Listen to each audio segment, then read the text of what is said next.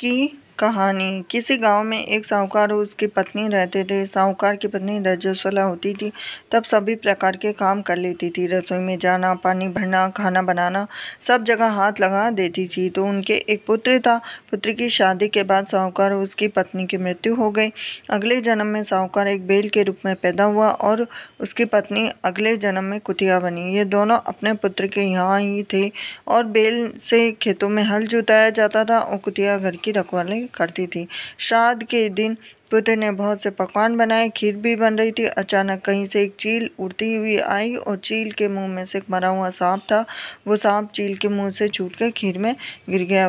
तो कुतिया ने यह देख लिया। उसने सोचा कि इस खीर को खाने से कई लोग मर सकते हैं, तो इसने खीर में मुंह अड़ा दिया ताकि उस खीर को लोग ना खाएं। पुत्र की पत्नी ने कुतिया को खीर में मुंह अड़ाते देखा तो गुस्से से एक मोटे डंडे से उसकी पीठ पर मारा। चोट तेज थी तो कुतिया की पीठ की हड्डी टूट गई। उसे बहुत सा दर्द हुआ। रात को वह बैल से बात कर रही थी तो उसने कहा, तुम्हारे लिए श्राद्ध हुआ है, तुमने पेट भर भोजन किया, मुझे तो खाना भी नहीं मिला, मार पड़ी सो अलग। बैल ने कहा, मुझे भी भोजन नहीं दिया, दिन भर खेत पर ही काम करता रहा। ये सब बातें बहू ने सुन ली तो उसने अपने पति को बताया। उसने एक पंडित को बुलाकर इस घटना का जिक्र किया। पंडित ने अपनी ज्योतिष विद्या से पता करके बताया कि कुतिया उसकी माँ और बैल उसके पिता हैं। उन्होंने ऐसी योनि मिलने का कारण माँ द्वारा रजस्वला होने पर ही सब जगह हाथ लगाना, खाना बनाना, पानी भरना था।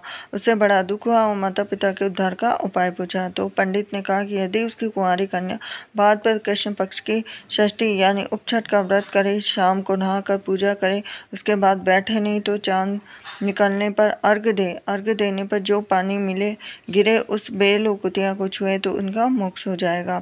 जैसा पंडित ने बताया था, कन्या ने उपछठ का व्रत किया, पूजा की, चांद निकलने पर चांद को अर्घ दिया। अर्घ का पानी जमीन पर गिरकर बहते हुए बैल और कुतिया पर गिरे। ऐसी व्यवस्था की, पानी उन पर गिरने से दोनों को मोक्ष प्राप्त हुआ और उन्हें इस योनि से छुटकारा मिल गया।